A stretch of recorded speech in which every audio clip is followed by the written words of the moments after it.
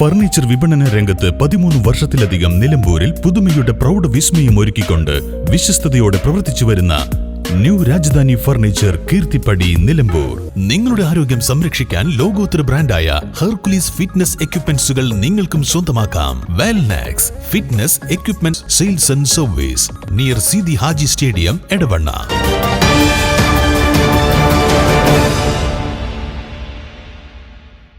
Nilambur sub ട്രഷറിയുടെ പുതിയ കെട്ടിടം ധനകാര്യ വകുപ്പ് മന്ത്രി കെൻ ബാലഗോപാൽ ഓൺലൈനായി ഉദ്ഘാടനം ചെയ്തു. ഇന്ന് രാവിലെ രമനയുടെ സ്ഥലത്ത് തന്നെ 2 ട്രഷറി ഉള്ളതുകൊണ്ട് ഇതിനൊപ്പമല്ല അദ്ദേഹത്തിന് പങ്കെടുക്കുന്നതുകൊണ്ട് ഇന്ന് രാവിലെ എടക്കര സബ് ട്രഷറിയുടെ ഉദ്ഘാടനം കഴിഞ്ഞിട്ടുണ്ട്. അതിൽ മുണ്ടക്കയം സബ് ട്രഷറിയുടെ ഉദ്ഘാടനവും കഴിഞ്ഞ ദിവസം ചെയ്തു. അങ്ങനെ ഞാൻ നേരത്തെ വായിച്ച ഉൾപ്പെടെ 10 ട്രഷറികളാണ് ഇന്ന് ഉദ്ഘാടനം ചെയ്യുന്നത്. ഇന്നോടുകൂടി ഉദ്ഘാടനം ചെയ്തു. ട്രഷറി അടിസ്ഥാന സൗകര്യ വികസന പദ്ധതിയുടെ ഭാഗമായിട്ട് നമ്മൾ 66 ട്രഷറി കെട്ടിടങ്ങളുടെ നിർമ്മാണമാണ് ഈ ഘട്ടത്തിൽ പൂർത്തിയാക്കി പ്രവർത്തനം ആരംഭിച്ചത്.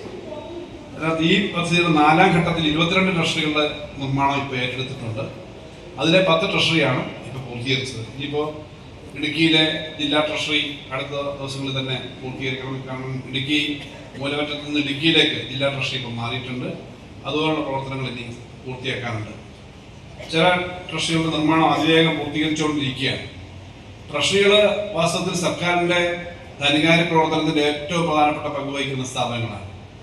അതുകൊണ്ടാണ് ട്രഷറി കൂട്ടുമോ എന്ന ആശങ്ക ബാങ്ക് കൂട്ടുമോ എന്ന ആശങ്കയെക്കാളും അധികം നമ്മുടെ എല്ലാ നാട്ടിലുള്ളത്. കാരണം ട്രഷറി കൂട്ടിപ്പോയാൽ, ട്രഷറിയിലെ സാമ്പത്തിക പ്രവർത്തനങ്ങൾ അവസാനിച്ചു പോയാൽ നാടാകെ ബാധിക്കും എന്നുള്ളത് ഒരു പ്രധാന പ്രശ്നമാണ്.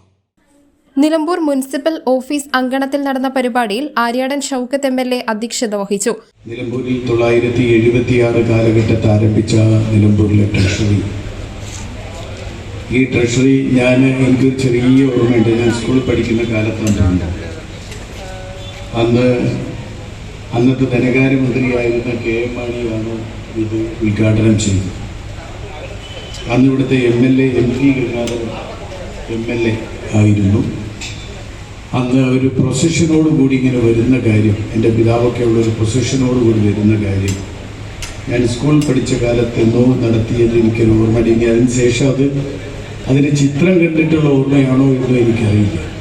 ചിലപ്പോൾ അങ്ങനെയുണ്ട്, നമുക്ക് ചില ചിത്രങ്ങൾ നമ്മുടെ മനസ്സിൻ്റെ ആഴങ്ങളിൽ പതിഞ്ഞാൽ അത് നമുക്ക് നേരിട്ട് കണ്ട പോലെ നമുക്ക് ദൃശ്യമായതുപോലെ നമുക്ക്. നിലമ്പൂർ ടൗണിൽ CNG റോഡിനോട് ചേർന്ന് സ്ഥിതി ചെയ്യുന്ന വാടക കെട്ടിടത്തിന്റെ 1ാം നിലയിലാണ് നിലമ്പൂർ ട്രഷറി 28 വർഷമായി പ്രവർത്തിച്ചു വന്നിരുന്നത്.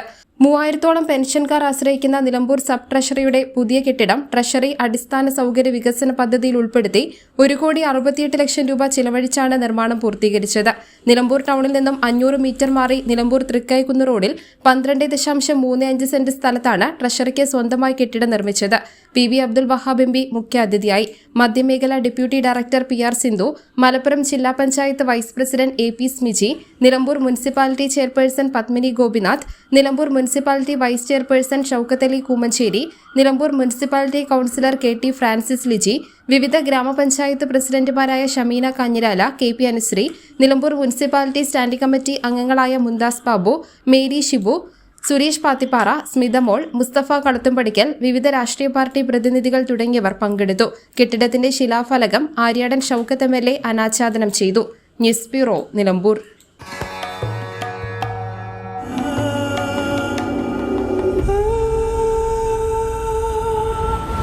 ചരിത്ര Vivah bridal collections by Shobhika Weddings.